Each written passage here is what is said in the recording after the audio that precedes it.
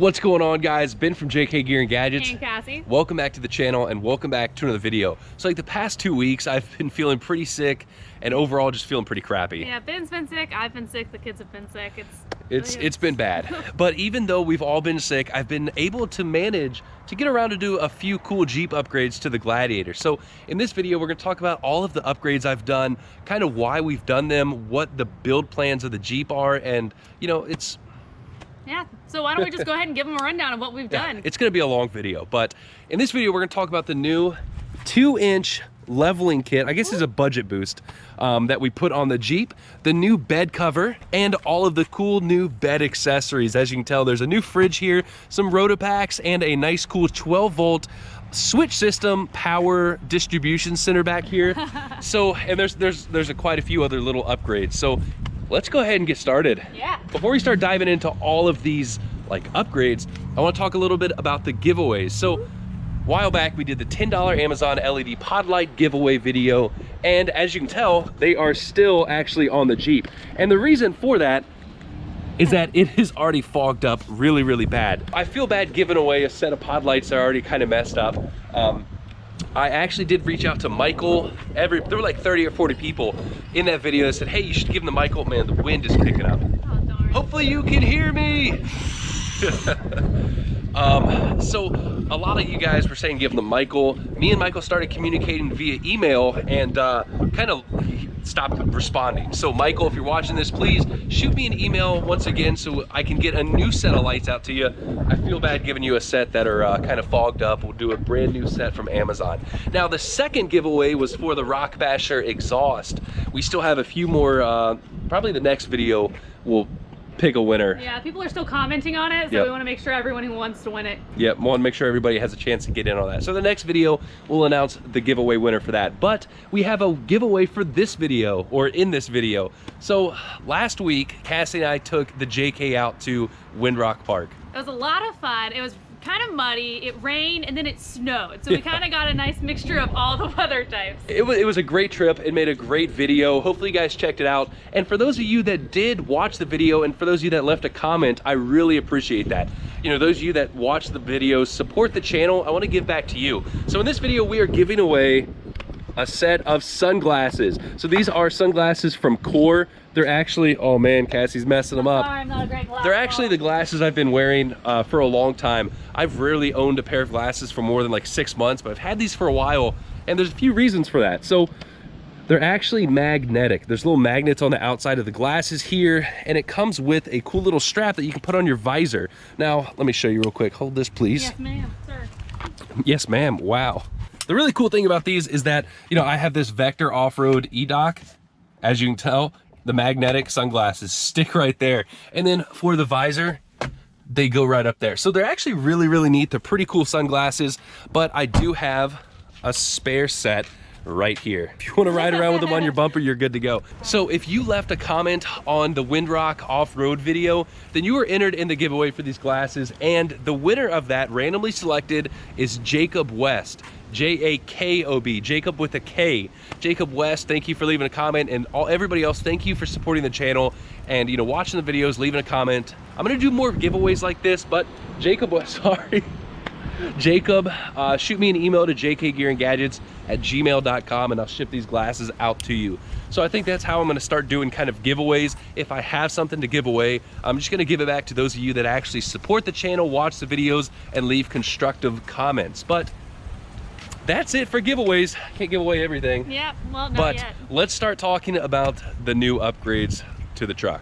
The first thing we're going to talk about is our new 2-inch spacer lift that I installed on the truck. Cassie, give us a lowdown. So originally we had the 1.5-inch Terraflex leveling kit on the truck when we had 35s. We took it out to URI, tested it out, and it did pretty good on the trails, but we were still limited by the tire size.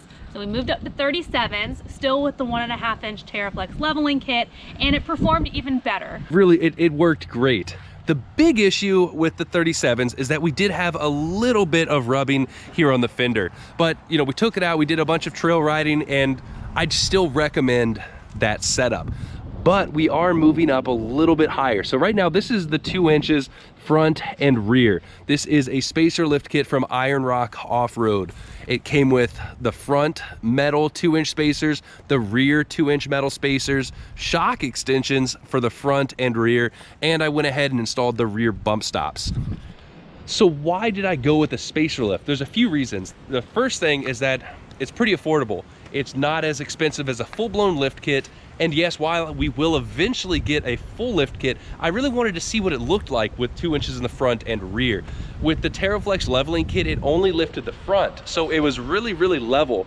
Once we started going off-road, or like the trips we were going on, and we had a bunch of stuff in the bed, it actually sagged down a little bit and looked nose high. Let's do a real quick rundown on the install. The first thing I did was start on the rear of the truck. I jacked up the body as high as I could, put jack stands underneath the frame, disconnected our shocks and sway bar links so the axle could drop down as low as possible. I did leave the tires on just to make it a little bit easier. Once the axle was on the ground, I pulled up on our spring, pulled it off the perch, and installed the new coil spring spacer underneath. Once that was done, did the exact same step on the other side, and then we moved over to the shock extensions. Now the shock extensions are actually really, really neat. They're, you know, it's a good idea for somebody who wants to reuse the shocks that are already on their Jeep. Whether you have the Fox Rubicon shocks, upgraded shocks, or you're still running the Sport or Overland shocks. The shock extensions give you back that travel that's lost by lifting your Jeep. So it's a great idea. They're really cheap, and if you're, you know, pretty comfortable with the ride of your Jeep, it's going to retain all of that factory handling and ride characteristics. So for the shock extenders on the rear, all we had to do was mock it up, drill one hole, and then bolt it all together and reinstall our shock onto that new extender. With that done, we buttoned everything back up and moved over to the front.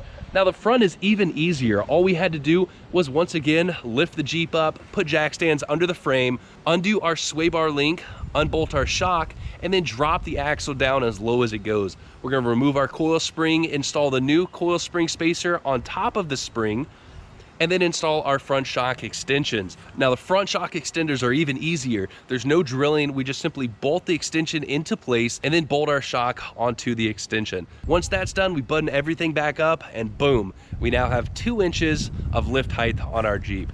So most of you guys know that I'm not the biggest fan of spacer lifts. I've talked about that in my past video. But if you do decide to go with an affordable spacer lift, it's not that bad as long as you keep it at 2 inches or less.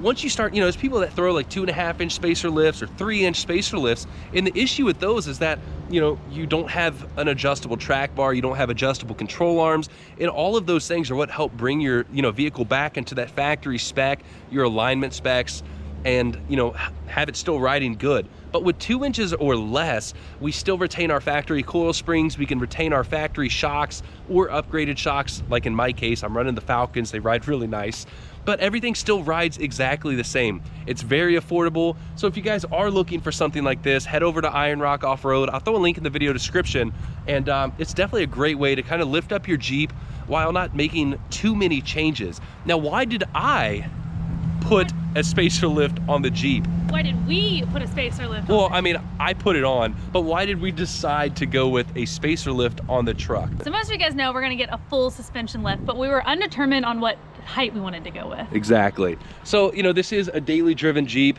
We do plan on taking the kids on more trips, you know, and we've done a few trips in the truck with the kids. And like the biggest thing was, you know, we don't want to lift it way too high to where we can't put them in their car seats. I can't put them in their car seats. No, I'm a little more height yeah, than you are. I could probably throw a 6-inch lift on this and be able to throw the kids in the back, but Cassie's a little bit shorter. So we decided, hey, let's start off with 2 inches, something cheap and easy to put on. And I think we have kind of figured out that it still feels exactly the same. It does. I think we could go a little bit higher. A little bit higher. So we're gonna run with this for a while until we figure out if we want a 3 or a 3.5-inch suspension lift. I'm leaning towards 3.5, so that's like another 1.5 inches, which isn't crazy. No, it's not. I think it'll look a little better. I'll just throw the kids in the car. Just hopefully they land in there. But for now, how it sits, we have that factory rake back to it. We have more room in the front for travel, off-road, you know, activities. We can flex a lot more. And the rear, whenever we start loading down this bed, it's not going to be squatting like crazy. And that leads us into the next topic. The bed cover. What were you pointing at? The bed cover. It looked like you were like the bed. The bed. Look at this new bed. Look at the bed cover. Look at the new bed cover. So that's what we're gonna talk about next. I guess we just roll into it, huh? Roll into it. You want to close that side? Let's close it. Close it up so you don't see all the other secret. So here it is, the new bed cover from Diamondback. This thing is a beauty, isn't it, Cassie? It is. It's wonderful. So a lot of people in my past video have been asking me, oh, did I miss the bed cover upgrade? Did you make a video on it? How do I like it? This, oh, Cassie's up there. So there's a few reasons we actually went with this. This is the Diamondback bed cover, the HD edition, which means it can actually hold on top up to 1,600 pounds. That's like 10 of me. That is a lot of Cassie's. So, oh man, that'd be cool. So there's a few reasons we went with this. Mostly because, yes, we can now mount stuff on top. We can strap Cassie down when we're on the highway. It is waterproof and it's lockable. Yes, and that was one of my things too. As it's waterproof, it's dustproof, whatever. So when we're out on the trails and it starts raining, which seems to happen to us a lot, all of our stuff isn't gonna get wet if it was just in the bed. Exactly. So that's a lot, that's almost one thing I didn't really realize when we started moving over to the truck world, is that most of the storage room is gonna be in the bed of the truck. Now on the Wrangler, we threw everything in the back and it would stay dry. But with the truck, even with the factory tonneau cover, if it rained, it would get wet in there. It wasn't waterproof. So if we have all our clothes, gear bags in there, I don't want them getting soaked. So I was looking for a weatherproof or completely waterproof cover, and I stumbled upon the Diamondback. And then I started thinking, man, we can put more cool stuff in the bed that, you know, needs to be sheltered from the rain, don't want everything getting dusty, and plus we can mount stuff on top. So that's why I got the HD version. There's the HD version and there's an SE version. The two main differences is just how it's made. So these are aluminum, and the HD version has some extra support beams in there to help it hold all that weight. Now, what could we mount up here that would hold a lot of weight? I don't know, maybe we could sleep in it. So that's definitely for another video, but as you guys can tell, we're kind of moving this truck towards the adventure rig, maybe a little bit of overlanding, but I don't want to give away too many secrets in this video. I will say the only downside so far is that if you have to use this truck for actual truck things, such as moving a couch or something, we have to remove the Diamondback cover completely, but they made it very simple to do. I guess I should talk about the install. Yeah. So to install this thing, it's actually really, really easy. All we had to do is first install, just pretty much lay this centerpiece down, find a center, make it equal lengths on both sides. Then we came back here to this rear piece, slid it inside the hinges, closed it down. Did the same up here with this top piece, made sure it was all square up on the truck bed. Ruining my video. And then installed these two clamps to hold that centerpiece down. Now over here we have all this fancy latch mechanism, and what that does, if you want to twist the knob, I'll show them. It goes into our factory bed rail system and locks in place there. It's actually really neat. So you do have to kind of fiddle with that and get all that jigged up and aligned perfectly so it closes nice. But once you're set, it is good to go. Has two hydraulic lift struts, holds it up, and it is lockable, so that's awesome. Now up here, this front one comes about halfway up. There's a little latch right here, and that's so in case it does fly open, the wind doesn't, you know, shoot it out on the highway. So like this, hood louver? Yes, like your hood louver. Oh, that's a funny story. But like Cassie did say, if we do have to use this for truck activities, which I did have to a few days ago, you have to take this off. But it's only 4 bolts, really quick and easy, and you just pop it right off. When you're done, you put it back on. So I did mount a cool little thing on here. So I've used quick fist clamps, as you can tell right here, to mount a rifle. Or a broom. You know, YouTube is not too gun friendly, so I'd pull it out here and show you how it mounts up. But it's really simple. All I did was drill 2 holes into the Diamondback cover, throw nutserts in there, and then mounted a small quick fist clamp and a medium-sized quick fist clamp. So this is like, you know, when we go camping with the family, longer trips when I want to bring a rifle, I can throw it up in there, especially since it's waterproof and lockable. It's a good place for a gun or a rifle. As you can tell, this is going to be a really cool upgrade. Ooh, you want to close it up? I did have to do a few things though. So the HD model does come with cleats. There's cleat up there, one here, and here, and one on the back. I thought it looked a little too busy on this truck, so I pulled a few of those cleats off, but I did leave quite a few so we can still tie things down. But it's a sharp looking, it's a sharp looking cover. It's a good looking cover. So wow, I think we just spent like 8 minutes talking on the cover. Talking about this awesome cover, but let's talk about what's underneath the What cover. is underneath the cover? My GoPro battery's about to die, so let's go swap out this battery real quick and then talk about all the cool stuff that is underneath the cover. The cover. The cover. I just like it. It looks cool. It does. It especially looks when they're up. Yeah. So, I don't like. There's so many. A lot of people do like the full racks.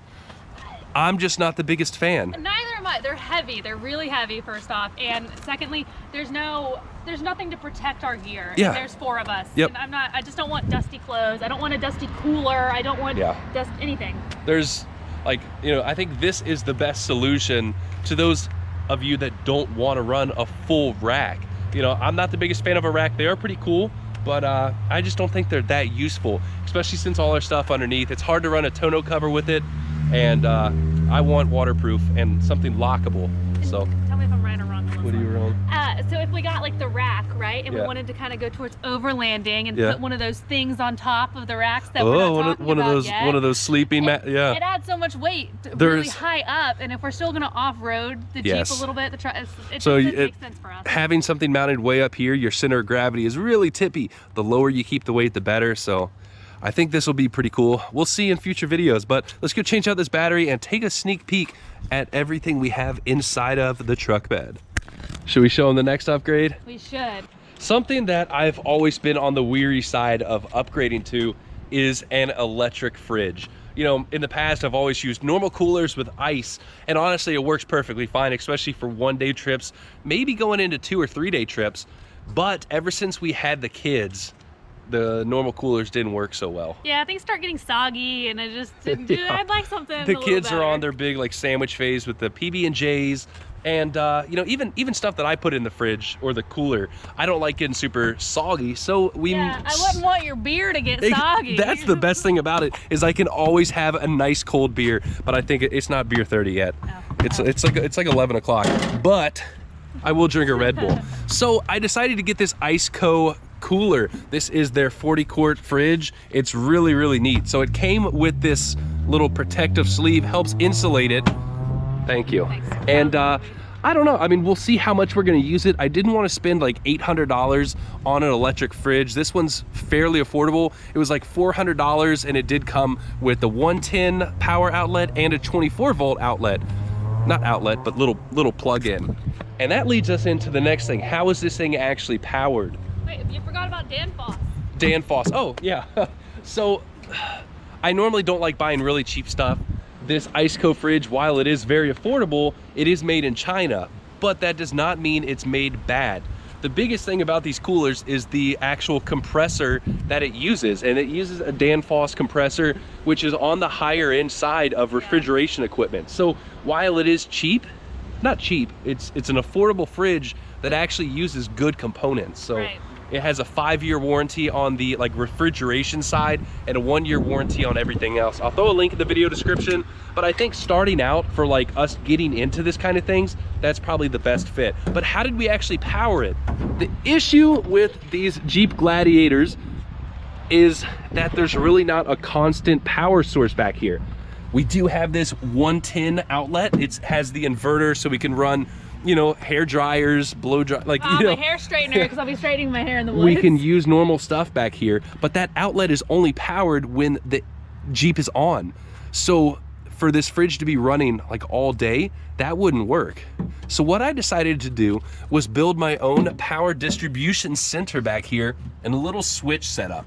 I made this all completely from scratch, pretty much myself. There's not any aftermarket support, or there's no aftermarket item like this, so I had to get a little creative. It was pretty easy. I went to Home Depot, got a bunch of 4-gauge wire, and ran a hot wire from the battery down the fender well, through the frame, and then popped up here before the truck bed. Hopefully you can see it. Let's see, right down there, see the wire? It came out through this little rubber grommet on the front side of the bed. I drilled a hole in that grommet, put it back in, and then ran the wire up here along our bed. Ran it into this little plastic box that I bought from Home Depot, which I modified to fit this Amazon 12-volt switch housing. This was $24 on Amazon, really cheap, and it works perfectly. I cut a hole in the box, mounted that, and then, you know, did a bunch of magic electrical stuff, ran the ground wire down here under the bed, and above our spare tire there's a ground block that I tapped into. It works perfectly. And then I mounted this switch panel right here up on my Molly Platform Solutions Molly panel. So that's something we haven't talked about either. I'm excited about these. They're actually really neat. So they are Molly panels. They're really easy to install. They tie into our factory bed rail system. They mount up there and then mount on the bottom of the actual bed of the truck. They're really neat because we can mount stuff all along here without like having it in the way of the bed. As you guys can tell, there's a lot of stuff here. I have my Rock Fab recovery rope right there. We have a little little overland cool little shovel thing. What else do we have? Well, you're official, Ben. Yeah, You got a shovel. I know. So I didn't buy that. I've had that in my garage for years. I decided to slap it up there. We have a cool little portable awning right there, which I'm gonna show you guys in another video. And then I did install a water rotopacks and a fuel rotopacks behind there, mounted to the Molly platform. So there's a lot of cool stuff happening here in the bed. But what is this? It's something that we cannot use. We can't use it. So I bought this with the fridge in hopes that I could mount the fridge here and have the cool little slider mechanism come out. The issue is that this channel right here actually hits a portion of the bed. Now the way to fix that would be to, you know, put some spacers under the base here and raise it up. But at that point, the fridge is too tall for the Diamondback cover to close all the way. So this is something we won't be able to use just due to space constraints. So what this will probably go in is either the JK or the LJ. That way we can move the fridge around back and forth between the Jeeps. Right now, the fridge is held on by a little Velcro strap. Hasn't moved much. I've driven around for a couple days with it and hasn't moved around, so that's really, really good. But I'll probably have to do another strap to that front Molly panel. And what's next? Ben, That's stop a lot. talking. That's a lot. Nobody wants to... I know. I'm doing a lot of talking. Last thing I'm gonna show you guys, we'll close this up, is a bed light. So with these switches, I now have an amber bed light. This is gonna be changed soon. It's way too bulky. I'm gonna get like a slimmer LED light back here. But with the Gladiator, these bed lights only illuminate for like 20 seconds with a passenger or one of the doors open. The little lights on the side illuminate. But if we're gonna be working back here or camping, I want this to be able to be lit up whenever I really want. So, Cass, here we go. Yeah. It's pretty cool. Yeah, let's close it up. I like having the amber light because if we had a white light back here or even like an LED, it would just be way too bright. It'd be way too bright, especially at night. So we are gonna change it up to a little more low profile light. I'm not sure what other accessories we're gonna put on those switches, but for now, it works good and it definitely puts a lot of light back here. So that is a lot of talking about the bed. And that is a lot of mods to put in one video. One video. So this is all the stuff I've been up to.